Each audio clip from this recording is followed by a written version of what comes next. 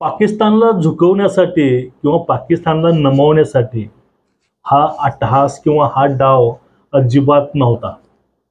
मित्रांनो, भारताचं डेलिगेशन जे बाहेर गेलेलं आहे परदेशामध्ये, त्यांनी असं काय केलंय की त्यामुळं हाहाकार हा पूर्ण जगामध्ये होतोय आणि जगातील खूप देश चिंतेमध्ये आहेत आणि काही जणांतर गुडघेच टेकलेले आहेत.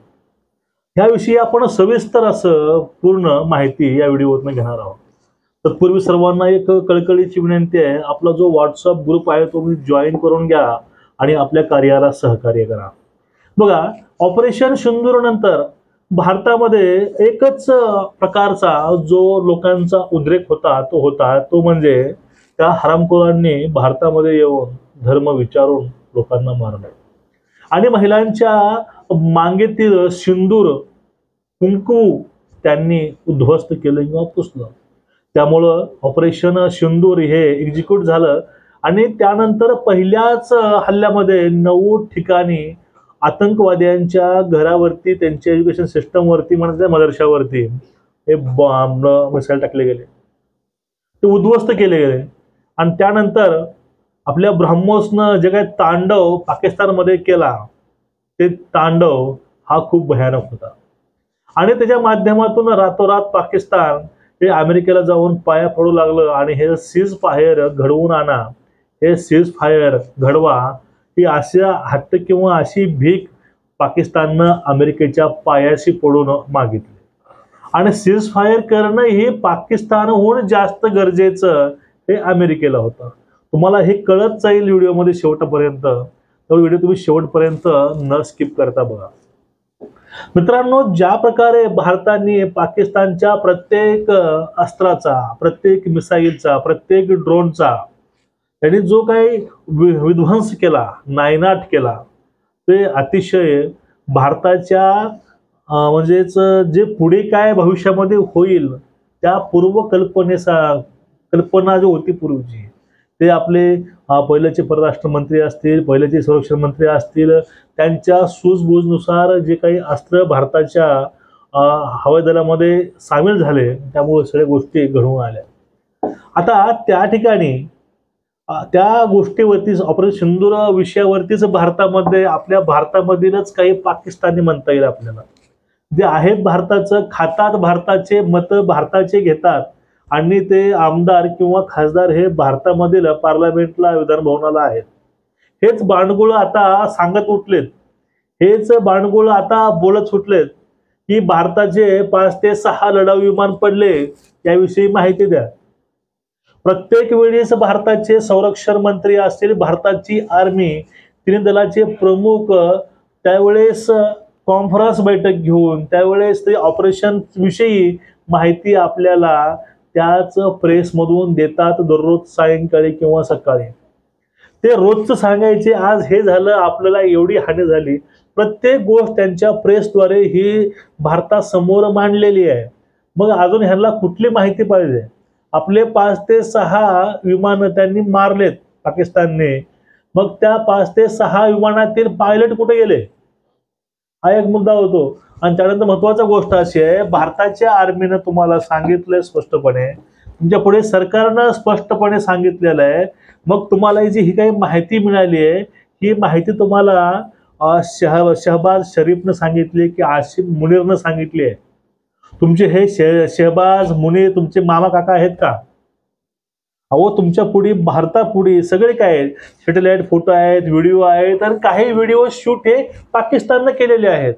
पाकिस्तान लोकांनी व्हिडिओ शूट केलेले आहेत. त्यांनी सांगितलं आहे की ह्या स्टेडियममध्ये मिसाईल पडलं होतं, त्यांना हल्ला केलाय, पण पाकिस्तानचे पोलीस आणि सरकार सांगतंय ती एक आसमानी बिजली आहे. इथपर्यंत प्रूफ भारतानं सादर केलेले आहेत. तरीही आपलेच नतभ्रष्ट काही लोक आहेत, ते लोक भारत सरकारवरती, मोदींवरती, शहावरती आणि आपल्या आर्मीवरती संशय घेतात, यांना प्रश्न विचारतात. मुळात यांना प्रश्न विचारायला तो नैतिक अधिकार आहे का, हे त्यांनी तपासून स्वतःच घ्यावं, मग असे वक्तव्य करावे. हा एक मुद्दा झाला. मग यामध्ये सगळ्यात महत्वाचं एक गोष्ट अशी आहे, ती गोष्ट म्हणजे पाकिस्तानाकडे सध्या काय घंटा आहे, काहीच नाही, सगळे काय ते आपल्याकडेच आहे. व्हिडिओ प्रूफ, सॅटेलाइट प्रूफ हे सगळं आपल्याकडेच आहे. त्यांचे एअरबेस उडवले, प्रूफ आपल्याकडे आहे, सगळं आपल्याकडे आहे. पण त्यांच्याकडे काय घंटा आहे, काहीच नाही. त्यांचे परराष्ट्र खाते मंत्री आहेत, ते म्हणत होते पाठीमागं की हे जे काय झालं होतं ह्याचे प्रूफ हे मीडियावरती आहे, सोशल मीडियावरती आहेत. अहो, हे टिकटॉक ॲपवरती विश्वास ठेवणारे लोक, त्यांच्यावरती विश्वास हे आपले पप्पू ठेवतात, हे सगळ्यात मोठी शोकांकिता आहे. आता झालं असं, ते डेलिगेशन भारताबाहेर जगामध्ये पाठवलंय. पूर्ण जगात त्यांना फिरून या विषयाची माहिती जगापर्यंत पोहोचवायची आहे. कसा भारतानं ऑपरेशन सिंदूर हे घडवून आणलं, कारण काही गरज होती. कारण भारतामध्ये नेहमीच हे पाकिस्तानी आतंकवादी घुसखोरी करून हे काही हमले घडवत असते. आणि हे पहलगाम नंतर आम्ही त्याचा नायनाट करण्यासाठी आम्ही हे ऑपरेशन सिंदूर घडवून आणलं. ते पण त्यांना सांगितलं की, आणि त्या ठिकाणी आम्ही त्यांचे कुठलेही सिव्हिलियन्सला मारलं नाही, त्यांच्या आर्मीशी आम्ही युद्ध केलं नाही. फक्त आम्ही ते 9 जे ठिकाणं आहेत आतंकवादी ते उद्ध्वस्त केले. मग एवढं सांगत असताना, एवढं होत असताना, आता यामध्ये नेमकं आपल्या डेलिगेशननं नेमकं हाहाकार काय माजवला जगामध्ये आणि तो काय माजलाय हे समजून घ्या. आज जग का थरथरत आहे आणि जगाने गुडघे का टेकलेत, तुम्ही पहिलं हे समजून घ्या. नंतर आपण हे समजून घेऊ की भारतानं चेतावणी काय दिली आहे, भारतानं वॉर्निंग काय दिले जगाला, आपण ते शेवटी बघूया. बघा, झालं असं, भारत हे आतंकवाद खपवून घेणार नाही म्हणून त्याने दाखवून दिलंय ऑपरेशन सिंदूर मधून.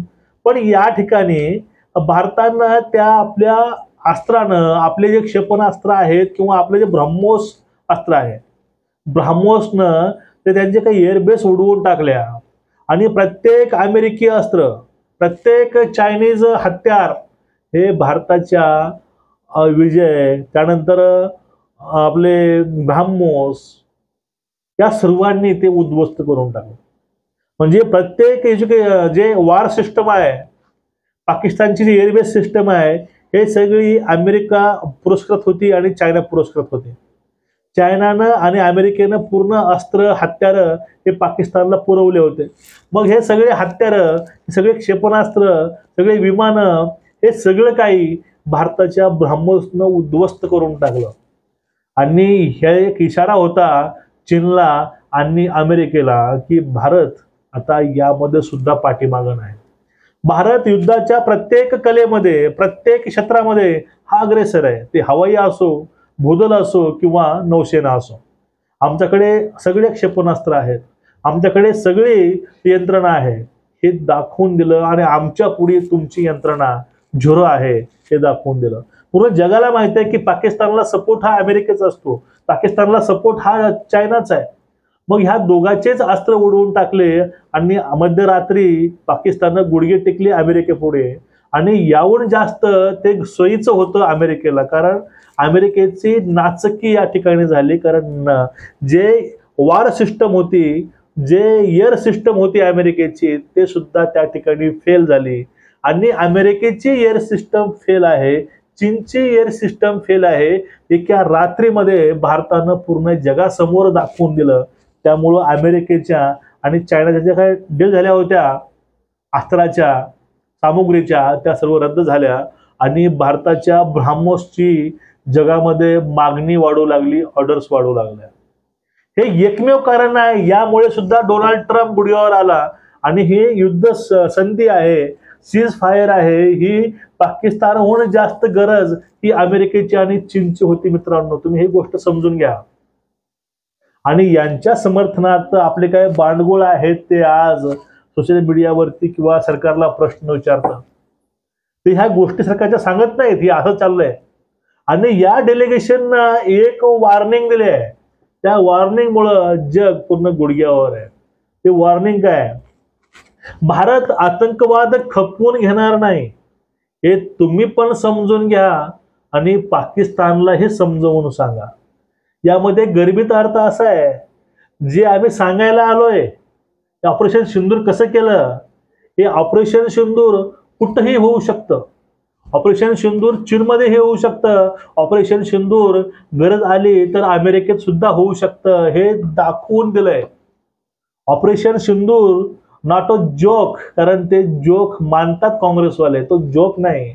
ऑपरेशन सिंदूर हे हिंदू धर्मातील एक पवित्र असं एक स्त्रियांचं अस्त्र आहे आणि तेच अस्त्र हे सरकारनं भारताच्या सैन्यानं हे वापरलंय. आणि हे डेलिगेशननं अजूनही सांगून दिले गोष्ट, ते आता भारत कुणापुढे झुकणार नाही. जे कोणी हे आतंकवादाला समर्थन करेल त्यांच्यासोबत हे ऑपरेशन सिंदूर हे घडवून येईल, घडवून आणण्यात येईल. ऑपरेशन सिंदूर हे संपलं नाही. ऑपरेशन सिंदूर हे चालू असणारच आहे. फक्त हे सीज फायर झालंय, ही लढाई बंद झाली नाही. ही सगळ्यात मोठी वॉर्निंग दिलेली आहे ते म्हणजे भारताच्या डेलिगेशननं पूर्ण जगामध्ये जाऊन. हाच मोठा प्लॅन मोदींचा होता आणि हेच गोष्ट घडवून आणली आहे. त्यामुळं परत एक वेळेस भारतीय सैन्याला, नरेंद्र मोदींच्या नीतीला आणि ऑल डेलिगेशनला आमचा मानाचा मुजरा आणि एक छानसा जय हिंद. व्हिडिओ आवडला असेल तर व्हिडिओ जास्तीत जास्त शेअर करा आणि जास्तीत जास्त ग्रुपमध्ये व्हिडिओ पाठवून आपल्याला सहकार्य करा.